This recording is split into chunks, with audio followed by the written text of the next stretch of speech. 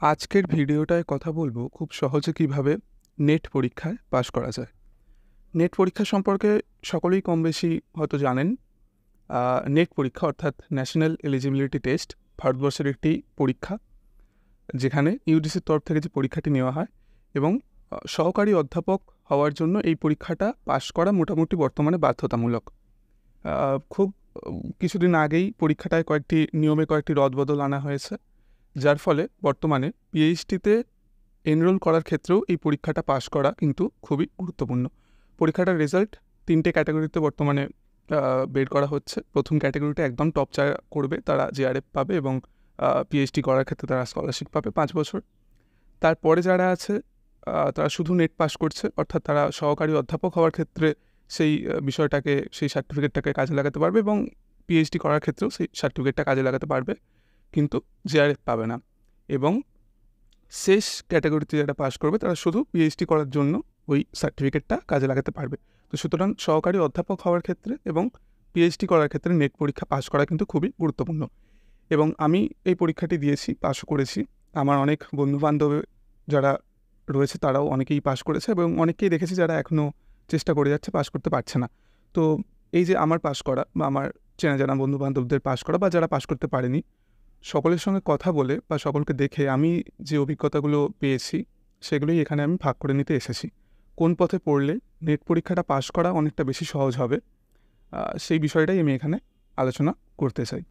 Net পরীক্ষার ক্ষেত্রে আমাদের দুটো পেপার পড়াশোনা করতে হয়। প্রথমটা জেনারেল পেপার, যেখান থেকে 50টা প্রশ্ন পড়ে, এবং দ্বিতীয়টা সাবজেক্ট পেপার, যেখান থেকে 100টা প্রশ্ন পড়ে। এই সাবজেক্ট পেপারটা অনেকের ক্ষেত্রেই আলাদা হবে, অর্থাৎ যে ছাত্রছাত্রী এমএতে যে বিষয়টা নিয়ে পড়াশোনা করেছে নেটের ক্ষেত্রে সেটাই সাধারণত তার সাবজেক্ট পেপার। যেমন আমার সাবজেক্ট পেপার হচ্ছে বাংলা, তো আমি এখানে বাংলা নিয়েই গভীরে কথাবার্তা বলবো। এবার অন্য বিষয়ের শ্রোতা যদি কেউ থেকে থাকেন তারাও মন দিয়ে শুনুন বিষয়টা, এই টেকনিকটা হয়তো আপনাদের কাজে লেগে যেতে পারে। তো যেটা বললাম যে পেপার 1 থেকে 50টা প্রশ্ন এবং পেপার 2 থেকে 100টা প্রশ্ন, অর্থাৎ মোট 150টা প্রশ্ন আমাদের এখানে ফেস করতে হয়। এবং নেট পরীক্ষার একটা সুবিধা হচ্ছে যে এখানে নেগেটিভ মার্কিং নেই, অর্থাৎ মন খুলেই আমরা 150টা প্রশ্নের উত্তর কিন্তু দিয়ে আসতে পারি। এখন পুরাতন ইয়ারের যে কাট অফগুলো আমরা লক্ষ্য করি, বাংলার ক্ষেত্রে অবশ্যই, কারণ অন্য বিষয়ের কাট অফ আমার অতটা জানা নেই, কিন্তু বাংলার ক্ষেত্রে অন্যান্য পুরাতন বছরের কাট অফগুলো যতগুলো লক্ষ্য করা যায়, একটা খুব সাধারণ বিষয় হলো যে কেউ যদি 100টার মতো উত্তর ঠিক দিয়ে আসে সে খুব সহজেই নেট পাস করে যাবে এবং জেআরএফ পেয়ে যাবে, এটা এক প্রকার নিশ্চিত। এবং পরীক্ষার প্রশ্ন যদি কিছুটা কঠিন হয় তাহলে 90 থেকে 100টার মধ্যে প্রশ্ন উত্তর ঠিক দিলেও কিন্তু জেআরএফ পাওয়া যায়। তো সেই বিষয়টা আমি আপাতত ছেড়ে দিচ্ছি, ধরে রাখছি যে 100টা উত্তরই ঠিক দিয়ে আসতে হবে, তাহলে কিন্তু জেআরএফ এবং নেট, জেআরএফ মানেই তো নেট, সেটা কিন্তু কনফার্ম। তার কিছুটা কম দিলে মোটামুটি নেট পরীক্ষা পাস করা যাবে। অর্থাৎ যারা জেআরএফের জন্য টার্গেট করছে তারা মোটামুটি 100টার কাছাকাছি উত্তর ঠিক দিয়ে আসবে, এবং যারা নেটের জন্য টার্গেট করছে তারা মোটামুটি 90টার মতো উত্তর ঠিক দিয়ে আসার চেষ্টা। এবার এই যে আমি বললাম 90টা বা 100টা উত্তর ঠিক দিয়ে আসবে না, এটা তো বলা খুব সহজ, কিন্তু কীভাবে 90 বা 100টা উত্তর ঠিক দিয়ে আসা যায়? আবার এক্ষেত্রে যারা শুনছেন তারা বিচার করে দেখুন যে 150টা প্রশ্ন আমাদের পরীক্ষায় পড়ছে, সেখান থেকে 90 বা 100টা উত্তর ঠিক করে আসা কি খুব একটা কঠিন ব্যাপার? অর্থাৎ 50টা প্রশ্ন কিন্তু আমি বাদ দিচ্ছি। আমার মতে যদি প্রথম থেকেই খুব হিসাব করে পড়াশোনাটা করা যায় তাহলে 90 থেকে 100টা প্রশ্নের উত্তর ঠিক দিয়ে আসা খুব একটা কঠিন ব্যাপার নয়। এবং তার জন্য শুরুতেই যেটা করতে হবে, না পেপার 1 এবং পেপার 2 দুটো বিষয়ে কিন্তু সমান গুরুত্ব দিয়ে পড়াশোনা করতে হবে। অর্থাৎ এই যে 100টা উত্তর আমি ঠিক করে আসবো, সেখানে আমাকে চেষ্টা করতে হবে 60 থেকে 70টা উত্তর বাংলায় দিয়ে আসার, এবং 30 থেকে 40টা উত্তর, 30 থেকে অন্তত 35টা উত্তর পেপার 1-এ দিয়ে আসার। এবং পেপার 1টা পড়ার একটা সুবিধা হচ্ছে পেপার 1-এর সিলেবাস খুব ছোট, খুব বেশি ওখানে পড়তে হয় না, ওটা একটু কনসেপচুয়াল জাতীয় সিলেবাস, অর্থাৎ যদি কনসেপ্ট ভালো থাকে খুব সহজেই পেপার 1-এর উত্তরগুলো করা যায়। পেপার 1-এ 14-15টা অঙ্ক থাকে, তো কেউ যদি অঙ্কে ভালো হয় বা অঙ্কটা ভালো করে প্র্যাকটিস করে যায় সে কিন্তু চাইলেই 14-15টা উত্তর ঠিক দিয়ে আসতে পারে। এবং সেই অঙ্কগুলো করার জন্য তাকে কিন্তু পৃষ্ঠার পর পৃষ্ঠা পড়াশোনা করতে হবে না। অঙ্কের কনসেপ্টটা জানলে কীভাবে অঙ্কগুলো করতে হচ্ছে সেটা যদি সে প্র্যাকটিস করে রাখে তাহলে কিন্তু খুব সহজেই 14-15টা প্রশ্নের উত্তর সে দিয়ে আসতে পারলো। অন্যদিকে এই 14 বা 15টা উত্তর বাংলায় দেওয়ার ক্ষেত্রে কিন্তু তাকে পাতার পর পাতা পড়ে যেতে হবে, হয়তো 500-600 পাতা পড়ে গেলে তবে এই 14 বা 15টা প্রশ্নের উত্তর সে বাংলা থেকে কমন পাবে। কিন্তু অন্যদিকে অঙ্কের ক্ষেত্রে খুব সাধারণ কনসেপ্টগুলো যদি জানা থাকে এবং হাতে গোনা বেশ কয়েকটা অঙ্ক যদি প্র্যাকটিস করা থাকে তাহলে কিন্তু সে অঙ্কগুলো ঠিক করে আসতে পারে। তাই পেপার 1-এর প্রতি অনীহা রাখলে কিন্তু চলবে না। এবার একটু আগে যে আমি বললাম সঠিক উপায়ে পড়তে হবে, সেটা কি? সে বিষয়টা আমি বাংলা পেপারটার ক্ষেত্রে বলবো, এবং এই বাংলা পেপারটার ক্ষেত্রে যেটা বলবো সেটাই কিন্তু একই সঙ্গে পেপার 1-এর ক্ষেত্রেও প্রয়োগ করা যাবে। সে উপায়টা কি? না, এক কথায় উপায়টা হলো বড় টেক্সটগুলো এড়িয়ে গিয়ে ছোট টেক্সটগুলো বেশি করে বেশি সময় ধরে পড়া। এবার এই বিষয়টা কি সেটা আমি সিলেবাসটা ধরে আলোচনা করব, বাংলা সিলেবাসটা ধরে। নেট পরীক্ষার ক্ষেত্রে যেটা হয় না, সময় একটা খুব বড় ফ্যাক্টর। বছরে 2বার পরীক্ষা হয় 6 মাসের ব্যবধানে, অর্থাৎ আমরা একটা পরীক্ষার ক্ষেত্রে সময় পাচ্ছি কিন্তু মাত্র 6 মাস।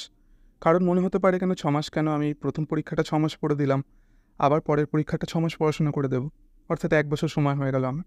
তো বিষয়টা কিন্তু সেরকম হয় না। প্রথম 6 মাস পড়াশোনা করার পরে যে পরীক্ষাটা আমরা দিলাম, পরীক্ষা দেওয়ার পরে কিন্তু আমরা অর্ধেকের বেশি জিনিস ভুলে যাই প্রত্যেকটা পরীক্ষার ক্ষেত্রে। তো সুতরাং পরের পরীক্ষাটার আগে কিন্তু আবার পুরো 6 মাস আমাকে নতুন করে বিষয়গুলো পড়তে হয়। আমি যদি ভেবে থাকি যে আগের 6 মাসে আমি পড়াশোনা করেছি যেগুলো সেগুলো সব মনে আছে, সেটা কিন্তু হয় না। অর্থাৎ সময় ব্যবধান কিন্তু 6 মাস, মানে সিলেবাসটা শেষ করার সময় কিন্তু 6 মাস। এবার এই 6 মাসের মধ্যে আমাদের চেষ্টা করতে হবে অধিক থেকে অধিক সিলেবাস যেন আমরা শেষ করে যেতে পারি, যার ফলে অধিক থেকে অধিকতর প্রশ্ন যেন আমরা কমন পাই। কমন অর্থে আমরা যেই জায়গাগুলো পড়ে এসেছি সেই এরিয়া থেকে যেন প্রশ্ন আমরা পাই। এবার সেক্ষেত্রে আমি 400 পাতার একটা উপন্যাস বা 600 পাতার একটা কাব্য পড়তে আমার যতটা সময় লাগবে, 20 পাতার একটা গল্প পড়তে তার থেকে স্বাভাবিকভাবেই কম সময় লাগবে। অর্থাৎ 400 পাতার একটা কাব্য পড়ে আমি সেখান থেকে যেখানে একটা বা দুটো প্রশ্ন কমন পাচ্ছি, সেখানে ওই একই সময়ে 20 পাতার 20টা গল্প আমার পড়া হয়ে যাচ্ছে, এবং সেই 20টা গল্প থেকে কম করে হলেও 4-5টা প্রশ্ন অন্তত আমার কমন আসবে। অর্থাৎ একদিকে 1 থেকে 2টো প্রশ্ন, অন্যদিকে 4 থেকে 5টা প্রশ্ন। এই হিসাবটা মাথায় রাখতে হবে, এবং আমাদের কিন্তু প্রথমেই এই হিসাবটা আরও একটা হিসাব মাথায় রাখতে হচ্ছে যে বাংলা পেপারটায় অন্তত 60 থেকে 70টার মতো উত্তর ঠিক দিয়ে আসতে হবে। তো এখন এই হিসাবটা যদি আমি মেনে চলি যে সহজ এবং ছোট টেক্সটগুলো বেশি করে পড়ব, তাহলে কি আমি সেই জায়গাগুলো থেকে 60 বা 70টা প্রশ্ন কমন পেতে পারি? এখানে আমি সিলেবাসটা ধরে এবার শুরু করব আলোচনা। সাবজেক্ট পেপারের ক্ষেত্রে আমাদের 10টা ইউনিট এবং আনসিন এই 11টা জায়গা থেকে কিন্তু প্রশ্ন পড়ে। আনসিন থেকে 5টা প্রশ্ন পড়ে, এবং এই 5টা প্রশ্নের 5টাই কিন্তু সঠিক উত্তর দিয়ে আসতে হবে। আমি অনেককেই জানি, এবং আমি নিজেও এই আনসিনের 5টা প্রশ্নে কিন্তু একটা প্রশ্ন উত্তর ভুল দিয়ে এসেছিলাম। খুব সহজ প্রশ্ন, উত্তর চোখের সামনেই আছে, আলাদা করে কিছু মুখস্থ করে যেতে হচ্ছে না। তা সত্ত্বেও কিন্তু এই আনসিন থেকে অনেকেই ভুল করে। কেন ভুল হয়? না, তাড়াহুড়ো করার জন্য ভুল হয়, বিষয়টাকে খুব অতি সরলভাবে নিয়ে ফেলার জন্য ভুল হয়। তো আনসিনের 5টার কিন্তু 5টা উত্তরই ঠিক করে আসতে হবে, এবং খুব খুঁটিয়ে আনসিনের প্রশ্নগুলো এবং আনসিনের যে প্যারাগ্রাফটা সেটা কিন্তু পড়তে হবে, পেপার 1 এবং পেপার 2 দুটোর ক্ষেত্রেই। বাকি পড়ে রইল 10টা ইউনিট, এবং যদি গড়ে হিসাব করি 10টা ইউনিট থেকে মোটামুটি 9টা করে প্রশ্ন পড়ছে। একটু কম বেশি হতে পারে, কিন্তু গড় হিসাবে 9টা করে প্রশ্নই প্রত্যেকটা ইউনিট থেকে আমরা পাই। এবার দুটো ইউনিট আমি দেখাবো, একটা ইউনিট 5 এবং একটা ইউনিট 6। ইউনিট 5-এ আছে ছোট গল্প, প্রায় 32টার মতো ছোট গল্প আমাদের পড়তে হবে। এখন ছোট গল্প পড়তেও সকলের খুব ভালো লাগে, এবং গল্প বিষয়গুলো মনে রাখারও কিন্তু সুবিধা। বারবার যদি পড়া যায় গল্প খুব সহজেই কিন্তু মনে রাখা যায় গল্পের তথ্যগুলো। তো এই পুরো ইউনিটটা যদি আমি খুব মন দিয়ে পড়ি, তাহলে যে 9টা প্রশ্ন পড়বে পরীক্ষায়, সেই 9টা প্রশ্নই কিন্তু আমি আমার জানা এরিয়া থেকে পাচ্ছি। এবং যদি একটু চেষ্টা করা যায় 9টা প্রশ্নের মধ্যে থেকে অন্তত 8টা প্রশ্ন খুব অনায়াসেই আমরা ঠিক দিয়ে আসতে পারি। কিন্তু তার জন্য এই ছোট গল্পগুলো কিন্তু খুব ভালো করে বারবার আমাদের পড়তে হবে। এবং আমরা অনেক সময় গান শুনি অবসর সময়গুলো, আমাদের চেষ্টা করতে হবে সেই অবসর সময়গুলোতেও ইউটিউবে বিভিন্ন চ্যানেলে এই গল্পগুলো পাঠ করা আছে, সেগুলো খুঁজে বের করে যে যার পাঠ শুনতে আমাদের ভালো লাগছে সেই পাঠগুলো সেভ করে রাখা, এবং অবসর সময় সেই গল্পগুলো শোনা বারবার। তো বারবার শুনলে এবং বারবার পড়লে কিন্তু এই গল্পগুলো আমাদের মাথায় থেকে যাবে, মুখস্থ করতে হবে না জোর করে, আমাদের খুব সাধারণভাবেই এগুলো মাথায় থেকে যাবে, এবং প্রশ্নের উত্তর করে আসতেও কিন্তু খুবই সুবিধা হবে। তাই ছোট গল্প পুরো ইউনিটটাই খুব গুরুত্ব দিয়ে কিন্তু আমাদের পড়তে হচ্ছে। পরের ইউনিটটা হচ্ছে নাটক এবং প্রহসন। আমাদের যে কটি নাটক পড়তে হচ্ছে, অর্থাৎ মোটামুটি প্রায় 10টা নাটক, এই 10টা নাটকই কিন্তু আয়তনের দিক থেকে খুবই ছোট, এবং নাটকগুলো সুখপাঠ্য, পড়তে খুবই ভালো লাগবে। তো সেই কারণেই একইভাবে গল্পের মতো নাটকও আমাদের পড়তে ভালো লাগছে এবং মনে রাখারও সুবিধা। তো সেই কারণে এই 10টা নাটক আমাদের বারবার পড়তে হবে, এবং একইভাবে যেটা বললাম, ইউটিউবে বিভিন্ন চ্যানেলে যেখানে যেখানে এই নাটকগুলো পাঠ করা হয়েছে সেইগুলো সেভ করে রাখতে হবে এবং বারবার অবসর সময় আমাদের শুনতে হবে। বারবার শোনা এবং বারবার পড়া, এর মাধ্যমে এই নাটকগুলোও কিন্তু আমাদের মাথায় থেকে যাবে এবং এই নাটকের 9টা প্রশ্নের মধ্যে আমরা 8টা প্রশ্ন এখানেও কিন্তু চেষ্টা করলে খুব সহজেই উত্তর করে আসতে পারবো।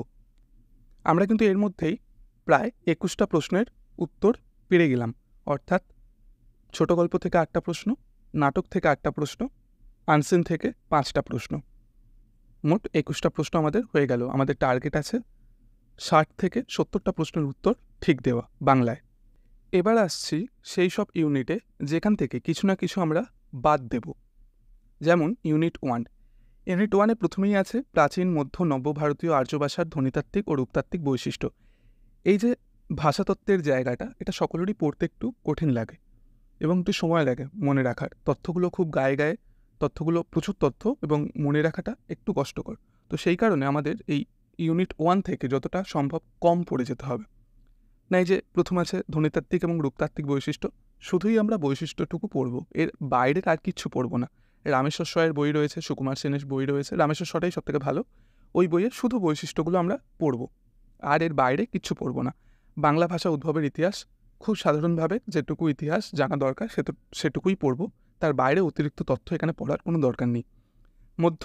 প্রাচীন মধ্য এবং আধুনিক বাংলা ভাষার ধ্বনিতাত্ত্বিক রূপতাত্ত্বিক বৈশিষ্ট্য, সেখানেও শুধুমাত্র বৈশিষ্ট্যগুলো সহজভাবে পড়ে রাখব। বাংলা ভাষার আঞ্চলিক উপভাষা, খুব সাধারণ যে তথ্যগুলো আমরা পাবো সেটা আমরা কোনো পড়ার ব্যাচের নোট থেকে পেতে পারি, বই থেকে পেতে পারি, বা আমরা নিজেরা সাধারণ খুব সহজ নোট বানাতে পারি, সেইটুকুই পড়ব। খুব বেশি এখানে পড়ার কোনো জায়গা নেই, কোনো প্রয়োজন নেই। তারপরে কি রয়েছে না, স্বরধ্বনি, ব্যঞ্জনধ্বনির শ্রেণীবিভাগ, অক্ষরের গঠন প্রকৃতি, ধ্বনি পরিবর্তন। এই জায়গাটা পড়া যায় এবং এই জায়গাটা খুব ভালোভাবেই পড়া যায়। বিষয়টা একটু মনে রাখলে, এই জায়গাটাও একটু কনসেপ্ট বেস, এটা মনে রাখা যায় খুব সহজে। তো এই জায়গাটা, অর্থাৎ বাংলা ভাষা ধ্বনিতত্ত্ব, এই জায়গাটা আমরা ভালোভাবে পড়তে পারি। খুব মন দিয়ে এই জায়গাটা কিন্তু আমাদের পড়া উচিত। তারপরে একটা জায়গা আমি সবুজ কালিতে দাগ দিয়ে রেখেছি, এই জায়গাটা চাইলে এড়িয়ে যাওয়া যায়। কেউ যদি প্রয়োজন হয়, এড়িয়ে যাবার মানে এই না যে একেবারে খুলেই দেখলাম না কি আছে। সম্ভব হলে একবার একটু চোখ বুলিয়ে নেওয়া, কোনো মেটেরিয়াল, কোনো পড়ার ব্যাচের মেটেরিয়াল হোক বা কোনো কারোর থেকে পাওয়া কোনো নোটস হোক, যে কোনোই কিছু হোক, খুব সাধারণভাবে একবার চোখ বুলিয়ে নেওয়া, বিষয়টার একটা ধারণা করে রাখা, তাহলেই হবে। কারণ এই সন্ধি, সমাস, প্রত্যয়, বিভক্তি যে জায়গাটা আছে, খুব কম প্রশ্ন পড়ে, এখান থেকে খুব একটা প্রশ্ন পড়ে না। এই যে ইউনিট 1 আছে, ইউনিট 1-এর বেশিরভাগ প্রশ্নই কিন্তু প্রথম যে 3-4টে টপিক রয়েছে, এই যে আর্য ভাষার ধ্বনিতাত্ত্বিক রূপতাত্ত্বিক বৈশিষ্ট্য বা বাংলা ভাষার উদ্ভব, বাংলা ভাষা ধ্বনিতাত্ত্বিক রূপতাত্ত্বিক বৈশিষ্ট্য, স্বরধ্বনি ব্যঞ্জনধ্বনির যে বিষয়টা, এই জায়গাগুলো থেকেই কিন্তু পড়ে। একদম শেষ যে টপিকটা আছে শব্দভাণ্ডার, শব্দার্থ পরিবর্তনের ধারা, এই দুটো জায়গাও খুব ইন্টারেস্টিং এবং খুব সহজ, পড়ে রাখা যায় খুব ভালোভাবেই, কিন্তু প্রশ্ন কিন্তু এখান থেকেও খুব একটা পড়ে না। তো এই শেষ যে দুটো টপিক রয়েছে, শেষ দুটো টপিকের মধ্যে কেউ যদি বাদ দিতে চায়, এই বাংলা ভাষার রূপতত্ত্বের যে জায়গাটা, সেটা সে বাদ দিতে পারে। কারণ প্রথমত এই জায়গাটা অনেকগুলো বিষয় পড়তে হচ্ছে, তাকে সন্ধি পড়তে হচ্ছে, সমাস পড়তে হচ্ছে, প্রত্যয়, বিভক্তি, লিঙ্গ, বচন, পদ পরিবর্তন, এই সব কটা পড়ে একটাও প্রশ্ন হয়তো পড়বে কি পড়বে না। তার জায়গায় বাকি ইউনিটগুলো পড়লে মোটামুটি প্রত্যেকটা টপিক থেকে কিন্তু একটা একটা করে প্রশ্ন আসতে পারে। তো সেই কারণে এখান থেকে আমি এই টপিকটা বাদ দিতে বলবো। কেউ যদি পারে একটু চোখ বুলিয়ে রাখতে পারে বা বাদ দিতেও পারে, এবং কেউ যদি পুরোপুরি বাদ দেয়, তাকে কিন্তু খুব সৎভাবে বাকি অংশটুকু খুব ভালো করে, খুব মন দিয়ে পড়তে হবে। অর্থাৎ ভাষাতত্ত্বের এই যে যে কটা টপিক আছে, কেউ যদি মনে করে এই সব কটা টপিকে আমি খুব মনোযোগ দিয়ে পড়বো না, কারণ ওই যে বললাম এই বিষয়গুলো একটু মনে রাখাও কঠিন আছে, অনেক তথ্য আছে, তো সে যদি এই ভাষাতত্ত্বের জায়গাটা বাদ দেয়, তাহলে কিন্তু তাকে অন্য মডিউলগুলো, অন্য টপিকগুলো, মানে অন্য ইউনিটগুলো খুব সৎভাবে, খুব খুঁটিয়ে পড়তে হবে। অর্থাৎ একটা জায়গায় আমি বাদ দিচ্ছি, সেই জায়গাটা যেন আমি অন্য জায়গা থেকে পুষিয়ে নিতে পারি, সেই বিষয়টা আমাদের মাথায় রাখতে হবে। কিন্তু আমি বলবো পুরোপুরি বাদ দেওয়ার কোনো প্রয়োজন নেই। এই বাংলা ভাষার রূপতত্ত্বের জায়গাটা আমরা বাদ দিয়ে বাকি অংশটুকু কিন্তু মোটামুটি সহজভাবে একটু চোখ বুলিয়ে রাখার মতো ভালোভাবেই পড়ে রাখতে পারি। এবং এখান থেকে 9টা প্রশ্নের মধ্যে খুব বেশি হলে 3টে থেকে 4টে প্রশ্ন অনায়াসেই ঠিক দিয়ে আসা যায়। আমি 3টে প্রশ্নই ধরে রাখি। 2 নম্বর ইউনিট হচ্ছে প্রাগাধুনিক বাংলা সাহিত্য, এবং এই যে ছবিটা আমি এখানে দিয়েছি, এখানে সকলেই দেখতে পাচ্ছেন অনেকগুলো জায়গাতেই সবুজ কালি দিয়ে দাগ করা, এবং সবুজ কালিটার অর্থ হচ্ছে বাদ দিয়েছি আমি যেগুলো। তো যারা মধ্যযুগের ছাত্র বা মধ্যযুগ যাদের MA পেপারে স্পেশাল পেপার হিসেবে ছিল, তারা হয়তো অনেকেই রাগ করতে পারে, খারাপ ভাবতে পারেন। কিন্তু নেট পরীক্ষার ক্ষেত্রে প্রাগাধুনিক বাংলা সাহিত্য অনেকেই বাদ দেয়, আমিও বাদ দিয়েছি। আমার মনে হয় যে তাড়াতাড়ি সিলেবাস শেষ করতে চাইলে এই জায়গাটা বাদ দেওয়াই ভালো। তার কী কারণ না, প্রথমত মধ্যযুগ অনেকের কাছে সুখপাঠ্য নয়, পড়তে ভালো লাগে না, এবং দ্বিতীয় আরেকটা কী কারণ না, এই যে টেক্সটগুলোর আছে কৃত্তিবাসের রামায়ণ, মহাভারত, শ্রীকৃষ্ণ বিজয় বা চণ্ডীমঙ্গল, টেক্সটগুলো অত্যন্ত বড়।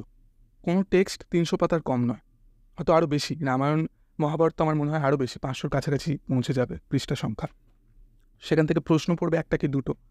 তো সেই 500 বা 600 পাতার কাব্য পড়ে এক তো মনে রাখা কঠিন, দুই পড়তেও অতটা সুখপাঠ্য নয়, সেখান থেকে একটা প্রশ্ন পড়বে। অর্থাৎ সম্ভাবনা রয়েছে যে আমি সেই প্রশ্নটা কমন পাবো না, উত্তরও ঠিক দিয়ে আসতে পারবো না। তো সেই পুরো সময়টা কিন্তু আমার বৃথা গেল। সেই জায়গায় আমি অন্য ইউনিট, ছোট ইউনিট, সহজ ইউনিট কিন্তু পড়তে পারতাম। তো সেই কারণে আমি বেশ কয়েকটা জায়গা বাদ দিয়েছি, কিছু কিছু জায়গা রেখেছি। যেমন কি না, চর্যাপদটা আমি বাদ দিয়েছি। চর্যাপদও ওই একই বিষয়, পড়তে সুখপাঠ্য নয় এবং পদগুলো মনে রাখা খুবই কঠিন। এক্ষেত্রে করা যেতে পারে কি না, একটা খুব সহজ নোট বানিয়ে নিয়ে যেতে পারে। প্রত্যেকটা পদের প্রথম এবং শেষ লাইনগুলো বা খুব গুরুত্বপূর্ণ কিছু লাইনগুলো লিখে সেই পদটির রচয়িতাকে সেটা পাশে লিখে রাখলাম। অর্থাৎ একটা পদের 4 কি 5টা লাইন লিখে রাখলাম, প্রথম লাইন, শেষ লাইন এবং গুরুত্বপূর্ণ কয়েকটা লাইন লিখে তার পাশে আমি কবির নামটা লিখে রাখলাম। এবার এই যে পদগুলোর লাইন আমি লিখছি সেগুলোও চাইলে খুব চলিত বাংলায় লিখে রাখতে পারি, ঠিক আছে? মানে একেবারে সরাসরি যেই লাইনটা দেওয়া আছে টেক্সটের মধ্যে, সেই লাইনটা না লিখেও সেটা একটু সহজ রূপ, যেটা আমার মনে রাখতে সুবিধা হবে, সেটা লিখে রাখতে পারি। এবার এখানে অনেকের মনে হতে পারে যে এইভাবে লিখে রাখলে তো যদি শুদ্ধ অশুদ্ধ চিহ্নিত করতে দেয় তখন তো মনে থাকবে না। তো হ্যাঁ, সেক্ষেত্রে তাহলে টেক্সটে যে লাইনটুকু আছে যেভাবে আছে ডাইরেক্ট সেইভাবেই লিখে রাখা যেতে পারে। কিন্তু চর্যাপদ যেহেতু মনে রাখা একটু কঠিন, তাই সেই কারণে নিজের মতো করে লিখে রাখলে অন্তত যদি পরীক্ষায় এই জাতীয় প্রশ্ন পড়ে যে এই পদটির রচয়িতাকে, বা 4-5টা পদ দিয়ে দেওয়া হলো এবং বলা হলো যে এই কবির পদ কোনটি চিহ্নিত করো, এই জাতীয় প্রশ্নগুলো যখন পড়বে তখন কিন্তু আমরা উত্তর করতে সুবিধা হবে যদি আমি নিজের মতো করে কবিতাগুলোকে মাথায় রাখতে পারি। তো এইভাবে চর্যাপদের ক্ষেত্রে এটা করা যায় যে প্রতিটা পদ, সেই পদের প্রথম লাইন, শেষ লাইন, মাঝখানে কিছু গুরুত্বপূর্ণ লাইন, সেই পদটার কত নম্বর পদ সেই বিষয়টা এবং কার লেখা, এই বিষয়টুকু আমি লিখে রাখতে পারি। তাহলে বিষয়টা অনেকটা সহজ হয়ে যায়। এবং আরেকটা লিখে রাখতে পারি কি না, পদটার বিষয়বস্তু 1-2 লাইনে একটা লিখে রাখতে পারি। তাহলে কি হলো না, কোনো একটা পদের প্রথম লাইন, শেষ লাইন, প্রয়োজনীয় কিছু লাইন, গুরুত্বপূর্ণ লাইনগুলো, পদটার সারাংশ 1 বা 2 লাইনে, মানে গল্পটা কী আছে ওই পদটার মধ্যে, এবং পদটার রচয়িতাকে, পদটা কত নাম্বার পদ, এইটুকু তথ্য একটা নোট হিসাবে আমরা তৈরি করে রাখতে পারি। তাহলে পুরো ওই চর্যাপদটা আমাদের 4 থেকে 5 পাতার মধ্যে কিন্তু শেষ হয়ে যাবে এবং সেটুকুই পড়ে যাবো, আমার মনে হয় যথেষ্ট এটার ক্ষেত্রে। যদি কমন পড়ে ভালো, না হলে ওই বললাম অন্য বিষয়গুলো আমরা জোর দিয়ে যাচ্ছি। শ্রীকৃষ্ণ কীর্তন, এটাও তুলনামূলকভাবে অন্যান্য কাব্যগ্রন্থগুলোর চাইতে একটু ছোটো, কারণ 4টে খণ্ড আমাদের পড়তে হচ্ছে এবং 4টে খণ্ডরই মানে বিষয়বস্তু একই। মানে আমরা যখন পড়তে যাব বংশীখণ্ড, দেখব ওই একই কথা বারবার হয়ে যাচ্ছে। কৃষ্ণ রাধাকে বলছেন আমার বংশীটা ফেরত দাও, রাধা তার দাবি জানিয়ে যাচ্ছেন, এই জাতীয় বিষয়গুলো। আর এবং আরেকটা ব্যাপার হচ্ছে যে এই বিষয়গুলো আমাদের অনেকটাই জানা। জন্মখণ্ড, কেন শ্রীকৃষ্ণের জন্ম হচ্ছে, কংসকে বধ করার জন্য জন্ম হচ্ছে, কংসের কাছে গিয়ে নারদ কীভাবে তাকে সাবধান বানিয়ে দিচ্ছে, এই বিষয়গুলো কিন্তু আমরা অনেকেই ছোটোবেলা থেকে মানে অনেকের কাছে গল্পে, ঠাকুমা দিদা বা কার্টুনে বিভিন্ন জায়গা থেকে কিন্তু পড়ে আসছি। বা এই রাধা বিরহের জায়গাটা অনেক অনেক ক্লাসেই আমরা বিষয়গুলো শুনেছি। তো এই বিষয়গুলো মোটামুটি মনে রাখার সুবিধা হবে, সেই কারণে আমি শ্রীকৃষ্ণ কীর্তন টপিকটা রেখেছি।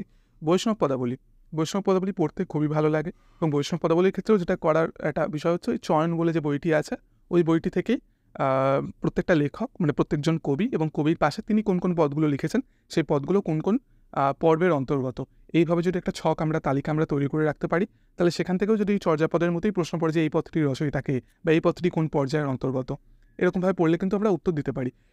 বৈষ্ণব পদাবলী একই সঙ্গে মনে রাখা একটু কঠিনও, আমি সেই কারণে একটা ক্রস চিহ্ন পাশে দিয়ে রেখেছি। তার কারণ এক একজন কবি কিন্তু প্রচুর পদ রচনা করেছেন, অর্থাৎ বিদ্যাপতি, চণ্ডীদাস, জ্ঞানদাস, গোবিন্দদাস, বলরাম দাস, প্রত্যেকের যদি আমি 10-15টা করেও কবিতা ধরি তাহলে কিন্তু 50-60টা কবিতার বেশি হয়ে যাচ্ছে। তো এই 60টা কবিতা যদি আমি পড়ে যাই, সেখান থেকে একটা কি দুটো প্রশ্ন বড়জোর পড়বে, একটাই প্রশ্ন হয়তো খুব বড়জোর পড়বে। তো সেক্ষেত্রেও কেউ চাইলে কিন্তু এটা বাদ দিতে পারে, অথবা ওই চর্যাপদের মতোই একটা খুব সংক্ষিপ্ত নোট করে পড়ে রাখতে পারে, যেখানে ওই কবির নাম থাকবে, তার লেখা পদগুলোর প্রথম লাইনগুলো থাকবে, যদি গুরুত্বপূর্ণ কোনো লাইন থাকে সেই লাইনগুলো থাকবে, এবং সেই পদটা কোন পর্যায়ের পদ সেইটুকু শুধু লেখা থাকবে। তাহলে কিন্তু বৈষ্ণব পদাবলী হয়ে গেল। মঙ্গল কাব্য থেকে আমি মনসা মঙ্গল, চণ্ডীমঙ্গল এই দুটো বাদ দিয়েছি। বাদ দেওয়া মানে এই না যে একেবারেই আমি কোনো কিছু জানলাম না। লেখক পরিচয়, সাধারণ পরিচয়, এই বিষয়গুলো আমরা পড়ে যেতে পারি। বাজার থেকে বিভিন্ন চলতি নোট বই কিনতে পাওয়া যায়, বা বিভিন্ন পড়ার ব্যাচে আমরা পড়লে সেখান থেকে আমরা নোট পেয়ে যাই, যেগুলো খুব সংক্ষিপ্ত নোট থাকে, 10 পাতা 20 পাতা এরকম নোট। এই কাব্যগ্রন্থগুলোর ক্ষেত্রে বা যেগুলো আমি বাদ দিচ্ছি আসলে প্রত্যেকটার ক্ষেত্রেই কিন্তু পুরোপুরি বাদ না দিয়ে এই মেটেরিয়ালগুলো পড়ে গেলেই কিন্তু মনে হয় কিছুটা ধারণা থাকবে টপিকগুলো সম্পর্কে। এবং একেবারে আমি টপিকগুলো সম্পর্কে পুরোপুরি অজ্ঞ এরকম কিন্তু না, এরকম থাকবে না। যদি আমি একটা 20 পাতার নোট পড়ে যাই সেখান থেকে, এবং যদি আমাদের ভাগ্য খুবই সুপ্রসন্ন হয়, তাহলে সেই 20 পাতা নোট থেকেও একটা না একটা প্রশ্ন হয়তো আমরা কমন পেয়ে যেতে পারি। তো সেক্ষেত্রে এই বাদ দেওয়ার অর্থ এই না যে একেবারে কিছুই পড়লাম না। বাদ দেওয়ার অর্থ এই না, পুরো ওই লাইন ধরে ধরে পুরো কাব্যগ্রন্থটা না পড়ে সংক্ষিপ্ত সার একটা নোট বা সংক্ষিপ্ত সার কোনো লেখা আমরা নিজেরা তৈরি করলাম, বা বাজার চলতি কোনো বই থেকে পড়লাম বা কোনো পড়ার বেস থেকে পড়লাম। এবং এই মঙ্গল কাব্যের জায়গা থেকে শিবায়নটা খুবই ছোট একটা কাব্য, এটা পুরোটাই আমি পড়তে সাজেস্ট করবো। এবং অন্নদামঙ্গল এটাও খুব ছোট এবং পড়তে ভালো, অন্নদামঙ্গল এটাও আমি পুরোটা পড়ে রাখতে বলবো। কিন্তু বেশিরভাগই এগুলো মনে রাখা খুবই কঠিন। শিবায়নটা খুব ছোট, এটা হয়তো মনে রাখতে সুবিধা হবে, কিন্তু ওই অন্নদামঙ্গলও তুলনামূলক বেশ কঠিন। এবং এই দেব বন্দনার অংশ বা বিভিন্ন অংশগুলো অনেক জায়গাতেই সিকোয়েন্স মনে রাখার খুব কঠিন।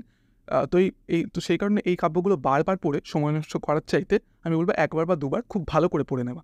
যখন একবার যদি পড়ি, একবারই খুব ভালো করে পড়ে নেওয়া, এবং বাকি অন্যান্য সময় দাগ দেওয়া লাইনগুলো বা ওই মেটেরিয়ালগুলো পড়ে নেওয়া আমার মনে হয় সেটাই উপযুক্ত হবে।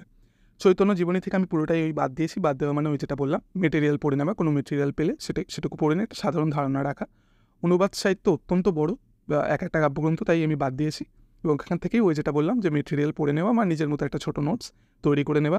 এবং এই যে নিজের মতো করে যে নোটস তৈরি করার কথাও বলছি, সেক্ষেত্রেও অনেকে বলতে পারে যে আমি যদি কাব্যগ্রন্থটা পুরোটা না পড়ি তাহলে নোটস কী করে তৈরি করবো। সেটাও খুব একটা কঠিন না। আপনি যদি এই টপিকগুলো দিয়ে যদি আপনারা ইউটিউবে সার্চ করেন যে নেট প্রশ্ন উত্তর শ্রীকৃষ্ণ বিজয় এরকম বলে যদি ইউটিউবে সার্চ করেন, দেখবেন হাজার একটা আপনি ভিডিও পেয়ে যাবেন। সেই ভিডিওগুলো চালাবেন, দেখবেন সেখানে প্রশ্ন উত্তর করে করে গুরুত্বপূর্ণ জায়গাগুলো ধরে ধরে অনেকে আলোচনা করেছেন। তো আপনি চাইলে সেই জায়গাগুলো খাতায় লিখে নেন, তাহলে হয়ে যাবে। আর এক্ষেত্রে যদি আপনার মনে হয় লিখতে অনেক সময় যাচ্ছে, তাহলে আপনি আপনার কোনো একজন বন্ধুর সঙ্গে ভাগ করে নিতে পারেন। আপনি হয়তো শ্রীকৃষ্ণ বিজয়টা লিখলেন, সে হয়তো মহাভারতটা লিখলো। এইভাবে আপনারা ইউটিউব ভিডিও থেকে যে ভিডিওগুলো আর কি ভালো মনে হবে সেখান থেকে গুরুত্বপূর্ণ জায়গাগুলো খাতায় লিখে রাখতে পারেন। গুরুত্বপূর্ণ যখন পরীক্ষা আসবে তখন সেই জায়গাটুকু শুধু পড়ে গেলে। আরাকান রাজসভার জায়গাটাও আমি বাদ দিয়েছি এই কারণে, পড়তে খুবই খটোমটো জায়গাগুলো। তো ওইভাবেই এগুলো ওইভাবে মেটেরিয়াল পড়ে বা ইউটিউব থেকে ভিডিও খাতায় লিখে আপনারা কাজ চালাতে পারেন। শাক্ত পদাবলীটা অনেকটা বৈষ্ণব পদাবলীর মতোই ব্যাপার, ওই একইভাবে পড়বেন শাক্ত পদাবলীর ক্ষেত্রেও। এবং ময়মনসিংহ গীতিকা এই জায়গাটা পড়তে খুবই ভালো লাগবে। দুটো মাত্র পালা আছে এবং পালাগুলো খুব একটা বড়ও না, গল্পটাও খুব সুন্দর, পড়তে খুবই ভালো লাগে। তো ময়মনসিংহ গীতিকা অবশ্যই পড়বেন। ময়মনসিংহ গীতিকাটা একটু বেশি গুরুত্ব দিয়ে পড়বেন, কারণ এখান থেকে কিন্তু প্রশ্ন একটা না একটা আসবেই এবং খুবই সহজ জায়গা। একটু পড়ে গেলে, ভালো করে পড়ে গেলে কিন্তু এখান থেকে একটা প্রশ্নের উত্তর খুব সহজে দিয়ে আসা যায়। তো মধ্যযুগটা যেহেতু আমি খুব একটা গুরুত্ব দিলাম না, তাই মধ্যযুগ থেকে 9টা প্রশ্নের মধ্যে আমি ধরছি 2টো প্রশ্ন আমরা ঠিক দিয়ে আসতে পারবো। পরের ইউনিটটা হচ্ছে কাব্য কবিতা। কাব্য কবিতা থেকে আমি একটা বিষয় বাদ দিয়েছি, মাইকেল মধুসূদন দত্তের মেঘনাদ বধ কাব্য। কী কারণে বাদ দিয়েছি হয়তো অনেকেই অনুমান করতে পারছেন। এই কাব্যটাও অত্যন্ত বড় এবং হয়তো একটা প্রশ্ন পড়বে কি পড়বে না। তো সেখানে এত বড় কাব্য আমার মনে হয় না খুঁটিয়ে খুঁটিয়ে রোজ পড়া খুব একটা যুক্তিযুক্ত বলে। কেউ যদি একবার পড়ে নিতে পারে ভালো, কেউ যদি না পড়ে ওই মেটেরিয়াল পড়ে বা ইউটিউবের ভিডিও দেখে মোটামুটি ধারণা এটা তৈরি করে রাখা, এবং সেই ধারণা থেকে যদি প্রশ্ন কমন পড়ে ভালো, না হলে এই ইউনিট থেকেই বাকি যে সম্পূর্ণ অংশটা আমরা পড়ে যাচ্ছি খুব ভালো করে, সেখান থেকে কিন্তু আমরা প্রশ্ন পাবো। এবং কবিতা থেকেও প্রশ্নের উত্তর করা কিন্তু খুবই সহজ। কবিতার ক্ষেত্রে ঈশ্বর গুপ্তের যে কবিতাগুলো আছে পড়ে রাখা যায়, খুব বেশি বড় কবিতা নয় এগুলো। বিহারীলালের সাধের আসন এটাও তুলনামূলকভাবে অনেকটাই বড়, আমি ক্রস চিহ্ন দিয়ে রেখেছি। এই ক্ষেত্রেও বিষয়টা করতে পারেন ওরকমই, যে মেটেরিয়াল দেখে অথবা ইউটিউবের বিভিন্ন ভিডিও দেখে আপনারা মেটেরিয়াল তৈরি করলেন, অথবা চাইলে একবার পড়েও নিতে পারেন। এটা মেঘনাদ বধ কাব্যের মতো অতটা বড় নয়, আবার খুব একটা ছোটও নয়। এটাও যেটা নিজের উপর নির্ভর করছে। তারপরের যে বিষয়গুলো আছে, কামিনী রায়, কাজী নজরুল, জীবনানন্দ, বিষ্ণুদেব, সুধীন্দ্রনাথ দত্ত, অমিয় চক্রবর্তী, সমর সেন, শক্তি, কবিতা সিংহ, এই কবিতাগুলো প্রত্যেকটা কিন্তু খুব ভালো করে পড়তে হবে। এবং কবিতা যেহেতু ছোট, পড়তে খুব বেশি সময় লাগে না, তো এই কবিতাটা আমাদের রোজ পড়তে হবে। কীভাবে পড়তে হবে না, প্রত্যেক দিন ঘুম থেকে উঠে পড়াশোনা শুরু করার আগে একটা অংশ 1 ঘন্টা বা 1.5 ঘন্টা আমাদের রাখতে হবে কবিতা। এবার এই 1 ঘন্টা বা 1.5 ঘন্টায় আপনি যতজন কবির কবিতা আছে সবকটাও পড়তে পারেন একবার করে, অথবা সবথেকে ভালো হয় 1জন বা 2জন কবির কবিতা বেছে নিলেন, সেই কবিতাগুলোই বারবার ওই 1 ঘন্টা বা 2 ঘন্টায় আপনি পড়লেন। এবং রাতে ঘুমোতে যাওয়ার আগে, অর্থাৎ পড়া বন্ধ করার আগে আবার 1 ঘন্টা বা আধ ঘন্টা ওই যে 2জন কবির কবিতা সকালে পড়েছিলেন আরেকবার ঝালিয়ে নিলেন। এইভাবে প্রত্যেক দিন 2জন বা 3জন করে কবির কবিতা বারবার পড়ে যাবেন। তো সেইভাবে পড়লেই কিন্তু কবিতা মুখস্থ হয়ে যাবে, মনে থেকে যাবে মুখস্থ হওয়ার চাইতেও। এবং কবিতার ক্ষেত্রেও যেটা আমি করতে বলবো, ছোটো গল্পের ক্ষেত্রে বা নাটকের ক্ষেত্রে যেটা বলেছিলাম, সেই একইভাবে ইউটিউবে সার্চ করবেন কারা কবিতাগুলো খুব ভালো করে আবৃত্তি করেছে, খুব ভালো করে যারা করেছে, এবং সেই ভিডিওগুলো আপনারা সেভ করে রাখবেন। আপনারা পেয়ে যাবেন, দেখবেন সৌমিত্র চট্টোপাধ্যায় জীবনানন্দের কবিতাগুলো পাঠ করেছেন, বা শম্ভু পাঠ করেছেন, এরকম অনেকেরই অনেক ভালো ভালো কবির কণ্ঠে পেয়ে যাবেন, কবিতাগুলো আবৃত্তি করেছেন তারা। সেই ভিডিওগুলো সেভ করে রাখবেন এবং অবসর সময়ে যখন আপনার মনে হবে আপনি শুনবেন বারবার। কখনো কবিতা পড়তে ইচ্ছা না করলে সেই কবিতাগুলোর পাঠ শুনবেন বারবার। তো এই বারবার পড়া এবং বারবার শোনার মধ্যে দিয়ে কিন্তু কবিতাগুলো খুব সহজেই মুখস্থ হয়ে যাবে। এবং এই কবিতা থেকেও যে জায়গাগুলো থেকে প্রশ্ন পড়ে, অমিয় চক্রবর্তী থেকে প্রশ্ন পড়ে, শক্তি চট্টোপাধ্যায় থেকে মোটামুটি প্রশ্ন পড়েই, সুভাষ মুখোপাধ্যায় থেকেও মোটামুটি প্রশ্ন পড়ে, বিষ্ণু দে থেকে প্রশ্ন পড়ে, জীবনানন্দ দাস থেকেই প্রশ্ন পড়ে। এই কয়েকটা জায়গা থেকে কিন্তু প্রশ্ন পড়ে এবং প্রশ্নের উত্তর করা সহজ এই কয়েকজন কবির কবিতা থেকে। যাদের কবিতা থেকে প্রশ্নের উত্তর করা একটু কঠিন তারা হচ্ছে বিষ্ণু দে, সুধীন্দ্রনাথ দত্ত, কবিতা সিংহের দু একটা কবিতা, ঈশ্বর গুপ্তের কবিতাগুলো, এই জায়গাগুলো একটু তুলনামূলক কঠিন। জীবনানন্দ দাশেরও দু একটা কবিতা একটু উত্তর করা কঠিন, কিন্তু মোটামুটি খুব একটা অসুবিধা হবে না বারবার যদি কবিতাগুলো পড়া যায় এবং শোনা যায়। কাব্য কবিতা থেকে প্রশ্নের উত্তর করে আসা কিন্তু খুবই সহজ, এবং 9টা প্রশ্ন থেকে 6টা প্রশ্নের উত্তর খুব সহজেই কিন্তু কাব্য কবিতা থেকে করে আসা যায়, তার বেশিও করা যায়। এর পরের টপিকটা হচ্ছে নকশা এবং উপন্যাস। এখানে আমি দুটো টপিকের পাশে সবুজ কালিতে দাগ দিয়ে রেখেছি, একটা ঢোড়াইছড়িত মানুষ এবং অন্যটা আশাপূর্ণা দেবীর প্রথম প্রতিশ্রুতি। এবার এই আশাপূর্ণা দেবীর উপন্যাসটার পাশে আবার একটা স্টার চিহ্নও দেওয়া আছে। এর কারণ কি না, প্রথমত বাদ দেওয়ার কারণ হচ্ছে উপন্যাসটা খুবই বড়, প্রথম প্রতিশ্রুতি প্রায় 400 পাতার উপন্যাস, এবং একই সঙ্গে আবার স্টার দেওয়ার অর্থ হচ্ছে উপন্যাসটা পড়তে খুব ভালো লাগবে। তো সেক্ষেত্রে এটা পুরোটাই পাঠকের উপর বা পরীক্ষার্থীর উপর নির্ভর করছে, সে চাইলে পড়তে পারে বা না চাইলে বাদও দিতে পারে। আমার মতে এটা করা উচিত যে সিলেবাসগুলো অবশ্য পাঠ্য, যেগুলো আমরা অবশ্যই পড়বো বলে ঠিক করছি এই ভিডিওটায়, সেই সিলেবাসগুলো শেষ করার পরে যদি হাতে প্রয়োজনীয় সময় থাকে তাহলেই এই উপন্যাসটা পড়তে যাওয়া উচিত। আশাপূর্ণা দেবীর এই উপন্যাসটা পড়তে যদি টানা সারাদিন ধরে আমি পড়ে যাই, তাহলেও কিন্তু এই উপন্যাসটা পড়তে অন্তত 2 থেকে 3 দিন সময় লাগবেই। তো সেই কারণে যদি সম্পূর্ণ যে সিলেবাসগুলো আমরা অবশ্যই পড়ছি সেগুলো পড়ার পরে যদি হাতে 2 দিন বা 3 দিন সময় থাকে, তাহলেই আমি বলবো যে এই উপন্যাসটা পড়তে যাওয়া উচিত। এবং সেই 2 বা 3 দিনের পরে কিন্তু আমাদের একটা 2 সপ্তাহ 3 সপ্তাহের রিভিশনের সময় রাখতে হবে। তো সেই রকম প্রয়োজনীয় উপযুক্ত সময় যদি থাকে তাহলেই এই উপন্যাসটা পড়তে যাওয়া উচিত। নাহলে এটাও ওই মেটেরিয়াল পড়ে বা ইউটিউবের ভিডিও দেখে কিন্তু কাজ চালাবার মতো পড়ে রাখা যেতে পারে। ঢোড়াইছড়িত মানুষটা বাদ দিয়েছি এই কারণে, না পড়তে খুব একটা ভালো লাগে না, কারোর ভালো লাগতে পারে, বেশিরভাগেরই ভালো লাগে না, তাই আমি ঢোড়াইছড়িত মানুষ উপন্যাসটাও বাদ দিয়েছি। বাকি যে উপন্যাসগুলো রয়েছে, কালীপ্রসন্ন সিংহের হুতম প্যাঁচার নকশা, এটাও অনেকের মতে নাকি পড়তে ভালো লাগে না, কিন্তু এটা বেশ ছোট আছে এবং আমার মনে হয় এটা 2-একবার পড়লে, একটু ভালো করে পড়লে এটা মনে রাখা যায়।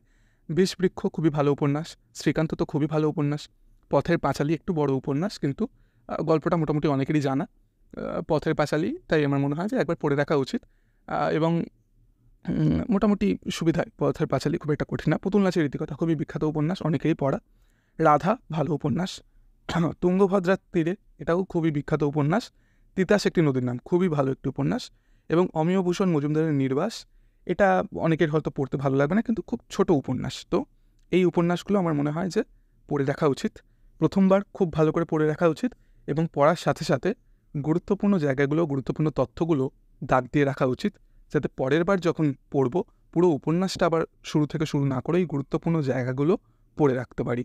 এবং গুরুত্বপূর্ণ জায়গা মানেও এই না যে খুব গুরুত্বপূর্ণ 1-2 জায়গা দাগ দিলাম, এরকম না, যে জায়গাগুলো গুরুত্বপূর্ণ মনে হচ্ছে সবকটাই দাগ দেওয়া। তাতে হয়তো এরকম হতে পারে যে অনেক গুরুত্বপূর্ণ তথ্য হয়ে যাচ্ছে, কিন্তু তাতেও কিন্তু আপনার পুরো উপন্যাসটা পড়ার চাইতে ওইটুকু তথ্য পড়া অনেক বেশি সময় বাঁচছে আপনার। তো যখনই উপন্যাস পড়বেন, যে জায়গাগুলো মনে হবে যে এগুলো গুরুত্বপূর্ণ জায়গা, প্রত্যেকটা জায়গায় কিন্তু দাগ দিয়ে রাখবেন, এবং দ্বিতীয়বার যখন রিভিশন করবেন যদি সময় না থাকে তাহলে শুধুমাত্র ওই গুরুত্বপূর্ণ জায়গাগুলি আপনি পড়ে যাবেন, তাতে আপনার উপন্যাসটা ভালো রকমভাবে মনে থেকে যাবে। এবং উপন্যাসের ক্ষেত্রেও এখন তো প্রচুর চ্যানেলে উপন্যাস পাঠ করা হয়, এই উপন্যাসগুলো একাধিক চ্যানেলে রয়েছে যেখানে খুব সুন্দরভাবে পাঠ করা হয়েছে। যদি সম্ভব হয় অবসর সময় উপন্যাসগুলো শুনতে পারেন। তো উপন্যাস যেহেতু শোনা অনেকটা সময় সাপেক্ষ, একটা উপন্যাস যেখানে পাঠ করা হয়েছে প্রায় ঘন্টার উপরে সেই পাঠ পেরিয়ে গিয়েছে, তো উপন্যাস আমার মনে হয় ইউটিউবে না শোনাই ভালো। সেগুলো একবার খুব ভালো করে পড়ে নিই, গুরুত্বপূর্ণ জায়গা যেগুলো দাগ দিয়েছেন সেগুলোই পরবর্তীতে রিভিশন করা আমার মনে হয় এনাফ হবে। এবং 9টা প্রশ্নের মধ্যে উপন্যাস থেকেও আমরা 5টা প্রশ্নের উত্তর খুব সহজেই দিয়ে আসতে পারি। ছোট গল্প এবং নাটকের কথা আগেই বলেছি, এবার চলে আসছি ইউনিট 7-এ, অর্থাৎ প্রবন্ধ, রম্যরচনা, আত্মজীবনী, সাময়িক পত্র। এখান থেকে আমি যেগুলো বাদ দিয়েছি, অবনীন্দ্রনাথ ঠাকুর, আবু সঈদ আইয়ুব, এদের এই প্রাবন্ধিকদের উপন্যাসগুলো একটু জটিল, মনে রাখা একটু কঠিন আমার মনে হয়েছে আমি যখন পড়তে শুরু করেছি। আমি যখন পড়েছি আমি এই কারণে এই দুজন প্রাবন্ধিকের প্রবন্ধ বাদ দিয়ে গিয়েছিলাম। এবং এক্ষেত্রেও ওই একই জিনিস আপনারা করবেন যে গুরুত্বপূর্ণ তথ্যগুলো আপনারা কোনো মেটেরিয়াল থেকে বা ইউটিউবের ভিডিও থেকে লিখে রাখবেন, পড়ে রাখবেন, তাহলেই হবে। বাকি যে অংশগুলো রয়েছে রামমোহন রায়, বঙ্কিমচন্দ্র, স্বামী বিবেকানন্দের প্রবন্ধটা একটু বড় আয়তনে, কিন্তু পড়তে খুবই ভালো লাগবে এবং এই প্রাচ্য পাশ্চাত্য থেকে একটা প্রশ্ন কিন্তু প্রতিবারই পড়ে। তো সেই কারণে স্বামী বিবেকানন্দের উপন্যাসটা অবশ্যই একবার পড়ে রাখা উচিত। হরপ্রসাদ শাস্ত্রী, রামেন্দ্র সুন্দর ত্রিবেদী, প্রমথ চৌধুরীর প্রবন্ধগুলি খুবই সুন্দর, পড়ে রাখা একবার উচিত। এবং প্রমথ চৌধুরীর প্রবন্ধ থেকে কিন্তু একটা না একটা প্রশ্ন অবশ্যই আসে। এছাড়া অন্নদাস শঙ্কর রায়, এখান থেকে প্রশ্ন খুব একটা আসে না, আসতেও পারে। বুদ্ধদেব বসু, এদের প্রবন্ধগুলো অবশ্যই একবার করে পড়ে রাখা উচিত, ভালো করে পড়ে রাখা উচিত। এবং একই সঙ্গে এই যে বড় টেক্সটগুলো, প্রবন্ধগুলোও যথেষ্ট বড় এবং একাধিক প্রবন্ধ পড়তে হচ্ছে। তো প্রবন্ধের ক্ষেত্রেও একইভাবে উপন্যাসের প্যাটার্নটা আপনারা গ্রহণ করবেন। যখন পড়বেন খুব ভালো করে পড়বেন এবং গুরুত্বপূর্ণ জায়গাগুলো খুব ভালো করে দাগ দিয়ে রাখবেন, যাতে দ্বিতীয়বার রিভিশনের সময় শুধুমাত্র এই গুরুত্বপূর্ণ জায়গাগুলোই আপনাকে পড়তে হয়। বাকি রইল আত্মজীবনী রাসসুন্দরী দেবী। এটা যথেষ্ট আয়তনে বড়, কিন্তু আবার পড়তেও ভালো লাগে। তোমার মনে হয় একবার পড়ে রাখা উচিত। প্রথম কোনো একজন মহিলা আত্মজীবনী, প্রথম কোনো একজন মহিলা লেখকের লেখা আত্মজীবনী, তো এটা একবার পড়ে রাখা অবশ্যই উচিত। তারপরে রয়েছে সাময়িক পত্রপত্রিকা। 4-5টা সাময়িক পত্রপত্রিকা আমাদের পড়তে হচ্ছে এবং এদের প্রচুর তথ্য, কিন্তু প্রশ্ন পড়বে একটা কি বড়জোর দুটো হয়তো পড়বে না, একটা পড়বে। তো সেই কারণে এটা আমি সবুজ কালিতে দাগ দিয়ে রেখেছি। এর ক্ষেত্রেও আপনারা ওই সামান্য তথ্য, সামান্য পরিচয় কিছু নিয়ে যাবেন। যদি কমন পড়ে ভালো, না হলে কোনো অসুবিধা নেই, বাকি অংশটুকু খুব ভালো করে পড়ে যাবেন। এবং এখানেও 9টা প্রশ্ন থেকে আমি ধরে রাখছি 4টে প্রশ্নের উত্তর খুব ভালো করেই করা যায়, 4টের বেশিই করা যায়, 5টাও করা যায়। আমি তাও 4টে প্রশ্নের উত্তরই ধরে রাখছি। এর পরের টপিকটা হচ্ছে ইউনিট 8, রবীন্দ্র সাহিত্য। রবীন্দ্র সাহিত্যের প্রথম টপিকটাই আমি বাদ দিয়েছি, রবীন্দ্র কাব্য, চিত্রা, পুনশ্চ নবজাতক। 3টে কাব্যগ্রন্থে প্রচুর কবিতা রয়েছে, প্রচুর তথ্য রয়েছে, মনে রাখা খুবই কঠিন। আমার মনে হয় এখান থেকে এই ইউনিটটা থেকে এই প্রথম টপিকটা মেটেরিয়াল পড়ারও কোনো দরকার নেই। যদি কেউ পড়তে পারেন, কোনো বাধা তো অবশ্যই নেই। তো আমার মনে হয় যে এতটাই বড় এই জায়গাটা যে মনে রাখা খুবই কঠিন। তো সেই কারণে এই জায়গাটা পুরোপুরি, এই কাব্যের জায়গাটা পুরোপুরি এড়িয়ে যাওয়া ভালো। রবীন্দ্রনাথ বিশ্বকবি, তার কবিতা এড়িয়ে যেতে বলছি, কিন্তু কিছু করার নেই, আমাদের খুব কম সময়ের মধ্যে সিলেবাসটা ভালো করে পড়তে হবে। তো সেই কারণে রবীন্দ্র কাব্য আপনারা এড়িয়ে যেতে পারেন, না পড়ে যেতে পারেন। পরের ইউনিটগুলো, পরের জায়গাগুলো কিন্তু খুব ভালো করে, পরের টপিকগুলো কিন্তু খুব ভালো করে পড়তে হবে। উপন্যাস ঘরে বাইরে চতুরঙ্গ, খুবই ভালো দুটো উপন্যাস। এই যে দাগ দিয়ে গুরুত্বপূর্ণ জায়গাগুলো দাগ দিয়ে ভালো করে পড়ে যেতে হবে। ছোট গল্প, 5টা ছোট গল্পই খুব ভালো, খুব দারুণ ছোট গল্প। এগুলো গুরুত্বপূর্ণ জায়গাগুলো দাগ দিয়ে খুব ভালো করে বারবার পড়তে হবে। ছোট গল্পগুলো আপনারা ইউটিউবে একাধিক পার্ট পেয়ে যাবেন, সেগুলো সেভ করে রাখবেন, বারবার শুনবেন। নাটক অচলায়তন আর মুক্তধারা, দুটো খুবই ভালো নাটক এবং আয়তনেও খুব একটা বড় না, বারবার পড়বেন। কোন অঙ্কে, কোন গর্ভাঙ্কে কী ঘটছে, কোন সঙ্গীত কোন অঙ্কে রয়েছে, কে গাইছে, সেই বিষয়গুলো কিন্তু একটু খেয়াল রাখবেন। প্রবন্ধের ক্ষেত্রেও প্রবন্ধগুলো ভালো, একবার করে পড়ে রাখবেন এবং দাগ দিয়ে রাখবেন গুরুত্বপূর্ণ জায়গাগুলো। ভ্রমণ সাহিত্য আর আত্মজীবনী, এই দুটো একটু বড় এবং একাধিক অধ্যায় বিভক্ত। এই জায়গাগুলো, বিশেষ করে আত্মজীবনীটা তো একাধিক অধ্যায় বিভক্ত। যদি কারো মনে হয় পড়তে পারেন, ওই দাগ দিয়ে পড়বেন, মোটামুটি বেশি সময় অবশ্যই দেবেন না। এই জাপান যাত্রী এবং জীবন স্মৃতি যে দুটো গ্রন্থ আছে, একবার পড়ে রাখবেন, গুরুত্বপূর্ণ জায়গাগুলো দাগ দিয়ে রাখবেন এবং যতটা সম্ভব মনে হয় এই জায়গাগুলো কম গুরুত্বপূর্ণ, মানে খুব গুরুত্বপূর্ণ জায়গাগুলোই দাগ দেবেন। প্রত্যেকটা লাইন দাগ দেওয়ার এখানে অন্তত দরকার নেই, যেটা উপন্যাসের ক্ষেত্রে বলেছিলাম যে যতটা সম্ভব অধিক জায়গা দাগ দেবেন। এখানে বলবো যতটা সম্ভব কম জায়গায় খুব গুরুত্বপূর্ণ জায়গাগুলোই দাগ দেবেন এবং এই একবারই পড়বেন। খুব বেশি এই জায়গাটা পড়ার প্রয়োজন নেই, কারণ রবীন্দ্র সাহিত্য থেকে উপন্যাস, ছোট গল্প, নাটক এবং প্রবন্ধ, এই 4টে জায়গা থেকে বেশ ভালো রকম প্রশ্ন পড়ে এবং উত্তর করে আসারও খুব সুবিধা হয়। এই জায়গাগুলো মনে রাখাও কিন্তু খুব সহজ। তো সেই কারণে 9টা প্রশ্ন থেকে খুব সহজেই 4টে বা 5টা প্রশ্নের কিন্তু উত্তর করে আসা যায়। আমি 4টে প্রশ্নই ধরে রাখছি। এবার 9 নাম্বার ইউনিট, ছন্দ ও অলঙ্কার। ছন্দের ক্ষেত্রে একাধিক তত্ত্ব পড়তে হয়। কে কোন ছন্দ সম্পর্কে কী বলেছেন, কে কোন বইতে ছন্দ সম্পর্কে কী বলেছেন, এই তথ্যগুলো তো অবশ্যই পড়বেন। কিন্তু আমার মনে হয় এই তথ্যের চাইতেও যেটা সবথেকে বেশি পড়া উচিত, সেটা হচ্ছে প্র্যাকটিস করা উচিত, সেটা হচ্ছে ছন্দের স্ক্যানিং। এবং চাইলে আপনারা বিগত কয়েক বছরের প্রশ্ন দেখতে পারেন, যেখান থেকে দেখবেন যে ছন্দ থেকে অধিকাংশ প্রশ্নই কিন্তু পড়েছে ছন্দের স্ক্যানিংয়ের উপরে। তো ছন্দের স্ক্যানিংটা যদি খুব বেশি জোর দেওয়া যায় বা খুব ভালো করে শিখে যাওয়া যায়, তাহলে আমার মনে হয় সেটাই কিন্তু বেশি উপযুক্ত হবে এই ছন্দের টপিকটা থেকে, এবং অলঙ্কার থেকেও একইভাবে অলঙ্কারের সংজ্ঞা, অলঙ্কার নির্ণয়ের উপায়গুলো পড়ে যেতে হবে। এবং এই দুটো প্র্যাকটিসের জায়গা, এগুলো যদি খুব ভালো করে প্র্যাকটিস এবং কনসেপ্টের জায়গা যদি খুব ভালো করে কনসেপ্টটা তৈরি হয়, তাহলে কিন্তু ছন্দ এবং অলঙ্কার থেকেও 5-6টা প্রশ্নের উত্তর খুব ভালো করে আসা যায়। দুটো তিনটে তো ছন্দের স্ক্যানিং অবশ্যই পড়বে, এবং অলঙ্কার নির্ণয় থেকেও 2-3টে প্রশ্ন অবশ্যই পড়বে। তো 6টা প্রশ্নের উত্তর অবশ্যই খুব ভালো করে ঠিক করে আসা যায়। আমি 5টা প্রশ্ন এখানে দিয়ে রাখছি, এবং একই সঙ্গে যেটা খেয়াল রাখবেন, ছন্দের ক্ষেত্রে কে কোন ছন্দকে কী নামে অভিহিত করেছে এই বিষয়গুলো একটু পড়ে যাবেন, এবং কে কোন ছন্দের বই লিখেছেন, কোন নামে ছন্দের বই লিখেছেন সেই তথ্যগুলো একটু পড়ে যাবেন, এবং ছন্দের স্ক্যানিংটা খুব ভালো করে শিখে যাবেন। তাহলে কিন্তু ছন্দ থেকে অনেক অনেক কমন পাবেন, এবং তারপরে যদি সময় থাকে ওই ছন্দ সম্পর্কে কে কী মতবাদ দিয়েছে সেগুলো পড়ে যেতে পারেন। এখান থেকেও 5টা প্রশ্নের উত্তর আমার মনে হয় যে করে আসা খুব একটা কঠিন হবে না। শেষ যে ইউনিটটা রয়েছে ভারতীয় পাশ্চাত্য কাব্যতত্ত্ব, এর প্রথম অলঙ্কারবাদের জায়গাটা আমি বাদ দিয়েছি, কারণ একাধিক সংস্কৃত শ্লোক এবং বেশ কঠিন জায়গাটা। তো এই জায়গা থেকে আমি বলবো যে মেটেরিয়াল বা ইউটিউব ভিডিও দেখে নোটস তৈরি করলে যথেষ্ট হবে, এবং এই জায়গা থেকে মোটামুটি ওই ধারণা নিয়ে গেলে এক একটা প্রশ্ন কমন পড়ে যেতে পারে। যদি ওই সাধারণ সংস্কৃত শ্লোকগুলো তুলে প্রশ্ন দেওয়া হয় যে এটা কে বলেছেন, বা এই মতবাদের জনককে, এই জাতীয় সাধারণ প্রশ্ন পড়লে কিন্তু মোটামুটি করা যাবে, খুব জটিল প্রশ্ন যদি এখান থেকে না পড়ে। তো সেই কারণেই অলঙ্কারবাদের ক্ষেত্রে আমার মনে হয় যে মেটেরিয়াল পড়ে গেলে, দু একটা ইউটিউব ভিডিও দেখে ভালো একটা নোটস তৈরি করে গেলে আমার মনে হয় এই জায়গাটা হয়ে যাবে। মোটা কোনো বই কিনে এক্ষুনি পড়ার প্রয়োজন নেই। উজ্জ্বল নীলমণি, এই জায়গাটাও আমি বলবো যে কোনো ভালো মেটেরিয়াল, কোনো ভালো ইউটিউবের কোনো ভিডিও, সেখান থেকে নোটস তৈরি করে রাখলে উজ্জ্বল নীলমণি থেকে কিন্তু খুব বেশি কঠিন প্রশ্ন পড়ে না, খুব সাধারণ সহজ প্রশ্নই পড়ে। এই জায়গা থেকেও কিন্তু ওই পুরো বইটা কিনে একদম লাইন বাই লাইন পড়ে যাওয়ার কোনো প্রয়োজন নেই। কোনো একটা ভালো আলোচনা যেখানে খুব ভালো করে বুঝিয়ে দেওয়া আছে বিষয়গুলো, খুব ছোটো ছোটো তথ্যগুলো নিয়ে আলোচনা করা আছে, সেই বিষয়গুলো লিখে রাখলে বা ভালো একটা নোটসের সন্ধান পেলে কিন্তু তাহলে এটা হয়ে যাবে। অ্যারিস্টটলের পোয়েটিক্স, এই বিষয়টা কিন্তু আমি অবশ্যই বলবো যে শিশির কুমার দাসের যে বইটা আছে সেটা খুব ভালো করে খুঁটিয়ে পড়া, এবং পোয়েটিক্স থেকে একাধিক প্রশ্ন পড়ে, এবং ওই শিশির কুমার দাসের বইটা খুঁটিয়ে পড়লে কিন্তু যথেষ্ট হবে। খুব বেশি মোটা বই না, এবং পড়তেও ভালো লাগবে, বেশ ভালো অনেক তথ্য রয়েছে বিষয়টার মধ্যে। এবং যেটা করতে পারেন না, যেটা করবেন এই অ্যারিস্টটলের পোয়েটিক্স থেকে না, শিশির কুমার দাসের যে বইটা রয়েছে দেখবেন অধ্যায়গুলো বিভিন্ন ভাগে ভাগ করা রয়েছে, আপনারা সেই অধ্যায়গুলো পড়ার সময় খাতায় একটা নিজস্ব নোটস তৈরি করবেন। এই বিষয়টা অন্য কোনো নোটস নেওয়ার প্রয়োজন নেই, নিজে একটা নোটস বানাবেন এইভাবে যে প্রত্যেকটা অধ্যায় যখন শুরু হচ্ছে বইতে, আপনি ওই অধ্যায়টা খাতায় হেডিং করবেন, এবং ওই অধ্যায়ের মধ্যে যে গুরুত্বপূর্ণ জায়গাগুলো রয়েছে সেগুলো খাতায় লিখে রাখবেন। এক্ষেত্রে ওই বইয়ে দাগ দিয়েও করতে পারেন, কিন্তু আমার মনে হয় খাতায় লিখে রাখাটা বেশি সুবিধা। এবং যখন পড়বেন ওই অধ্যায়ের ক্রম অনুযায়ী এবং অধ্যায়ের নাম অনুযায়ী কিন্তু তথ্যগুলো মনে রাখার চেষ্টা করবেন, কোন তথ্যটা কোন অধ্যায়ের মধ্যে রয়েছে এই বিষয়টা কিন্তু মনে রাখার চেষ্টা করবেন। এবং এই ভারতীয় পাশ্চাত্য কাব্যতত্ত্ব থেকেও কিন্তু 5টা প্রশ্নের উত্তর খুব অনায়াসেই করে আসা যায়।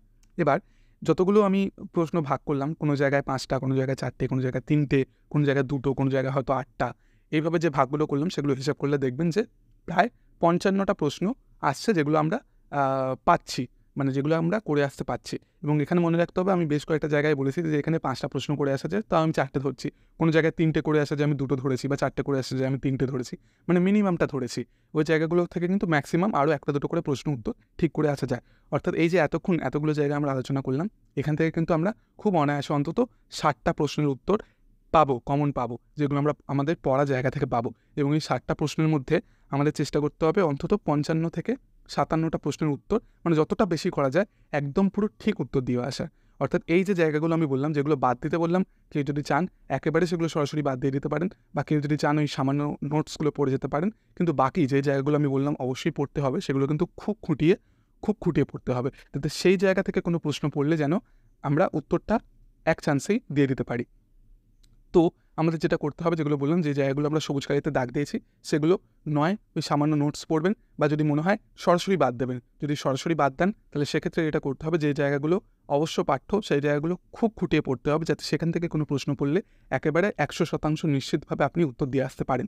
যদি সেটা সম্ভব হয় তাহলে এই 60টা প্রশ্নের মধ্যে আপনি অনায়াসেই 55টা প্রশ্ন সঠিক উত্তর দিতে পারবেন।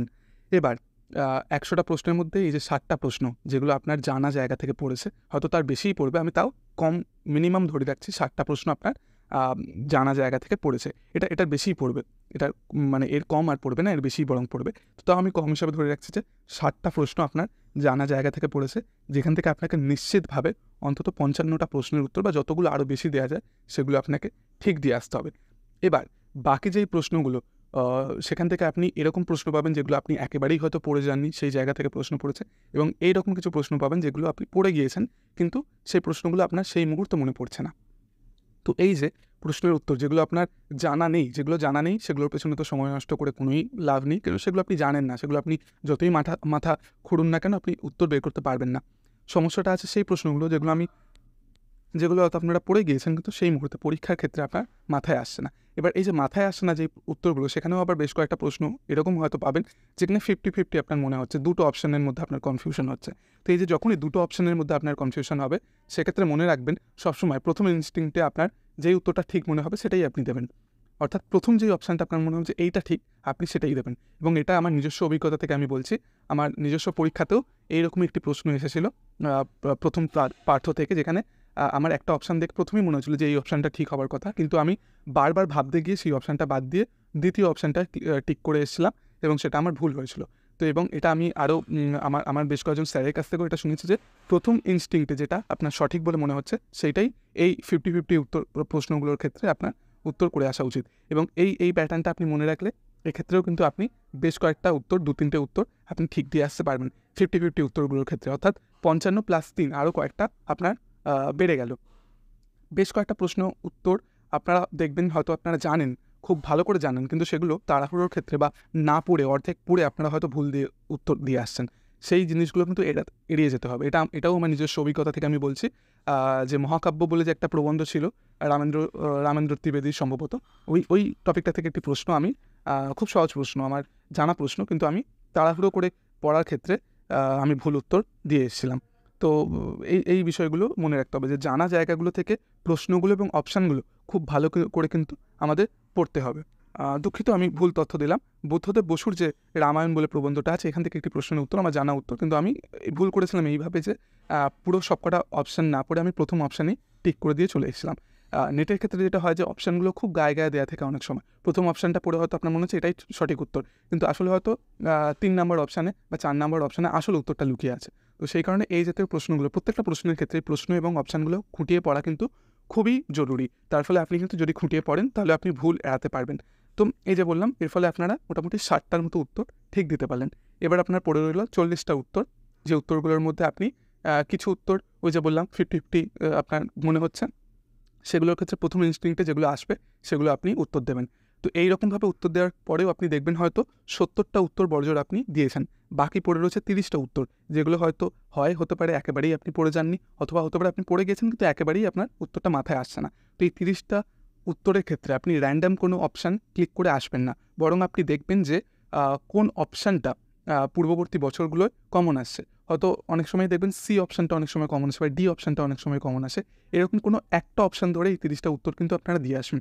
অর্থাৎ হয় ডিটা দিলেন, হয় সিটা দিলেন, বা এ দিলেন, বা বি দিলেন। এক্ষেত্রে একটা জিনিস খেয়াল রাখবেন, আপনি যে এই 70টা প্রশ্নের উত্তর দিয়েছেন সেক্ষেত্রে কোন অপশানটা সবথেকে বেশি হয়েছে সেটা খেয়াল রাখবেন। হয়তো এই 70টা প্রশ্নের মধ্যে আপনি অলরেডি 20টা প্রশ্ন সি অপশান দিয়ে ফেলেছেন। তো সুতরাং বাকি যে 30টা প্রশ্ন রয়েছে সেখানে সি অপশান হওয়ার চান্স কিন্তু খুবই কম, এবং আপনাকে এই 70টা প্রশ্ন কিন্তু খুবই অ্যাকুরেটভাবে দিতে হবে। অর্থাৎ আন্দাজে ঢিল মেরে কিন্তু দিলে হবে না। 70টা প্রশ্নের যে উত্তরগুলো আপনি দিচ্ছেন অন্তত আপনাকে 90% শিওর হয়ে দিতে হবে যে এই অপশানটা আমি ঠিক দিয়েছি। তো সেক্ষেত্রে তাহলেই কিন্তু আপনি বলতে পারবেন যে এই 70টা প্রশ্নের মধ্যে যে 20টা প্রশ্নের উত্তর আমি সি অপশানে ঠিক করেছি, তো এই সি অপশানগুলো কিন্তু ঠিক আছে। অর্থাৎ প্রত্যেকটা অপশানেরই তো একটা ভাগ থাকে, 25টা বা 30টার বেশি তো কোনো অপশান থাকবে না। তো সেক্ষেত্রে আপনার যদি সি অপশানটা অলরেডি আপনি 20 বার দিয়ে ফেলেন, তার মানে বাকি যে 30টা প্রশ্ন রয়েছে সেখানে সি অপশানটা বেশি হওয়ার সুযোগ কিন্তু কম। সেক্ষেত্রে আপনি ডি অপশানটা 30টা প্রশ্ন মেরে গেলেন, বা এ মেরে গেলেন, বা বি মেরে গেলেন। তো সেইভাবেও যদি আপনি মেরেছেন এই 30টা প্রশ্ন থেকেও কিন্তু আপনারা 5টা প্রশ্নের উত্তর হয়তো ঠিক পেয়ে যাবেন। তো হিসাব মতো আপনারা 65টার মতো উত্তর কিন্তু এইভাবে পড়ে বা এইভাবে উত্তর করে আপনারা দিয়ে আসতে পারেন। এবার বাকি পড়ে রইল, বাকি কাজটা আপনাকে করতে হবে পেপার 1-এ। পেপার 1-এর ক্ষেত্রেও কিন্তু আপনাকে 30 থেকে 35টা উত্তর ঠিক দিয়ে আসতে হবে। যদি আপনারা 35টা উত্তর ঠিক দিয়ে আসতে পারেন তাহলে কিন্তু আপনার হিসাব মিলে 100টা উত্তর হয়ে গেল। যদি আপনি 30টা উত্তর দিয়ে আসতে পারেন তাহলে আপনার 95টা আনসার কিন্তু হলো, এবং 95টা আনসারও কিন্তু যথেষ্ট ভালো আনসার। নেট তো অবশ্যই পাস করবেন 95টা সঠিক উত্তর দিয়ে এলে, এবং জেআরএফও পেয়ে যেতে পারেন, অবশ্যই পেয়ে যেতে পারেন জেআরএফ। যদি না মানে খুব সহজ প্রশ্ন হয় যে সকলেই 95টা উত্তর ঠিক দিয়েছে, এরকম প্রশ্ন যদি না হয় তাহলে কিন্তু 95টা উত্তরেও অনায়াসেই জেআরএফ পাওয়া যায়। তো আমার মনে হয় এই বিষয়গুলো মাথায় রাখা এবং এই ভাবে নিয়মনিষ্ঠভাবে পড়াশোনা করে গেলে নেট পরীক্ষা পাস করা এবং জেআরএফ পাওয়া খুব একটা কঠিন হবে না। কারো যদি কোনো প্রশ্ন থাকে এই বিষয়ে নিচে কমেন্ট করতে পারেন, বা কেউ যদি আরও কোনো বিষয়ে জানতে চান সেটাও নিচে কমেন্ট করতে পারেন। কিছু যদি পেপার 1 সম্পর্কে কেউ যদি এরকম ভিডিও চান সেটাও আপনারা নিচে কমেন্ট করতে পারেন। আমি কিন্তু অবশ্যই সেই বিষয়েও ভিডিও অবশ্যই বানাবো। যারা পরীক্ষা দেবেন সামনে নেট পরীক্ষাটা, তাদের জন্য শুভকামনা রইল।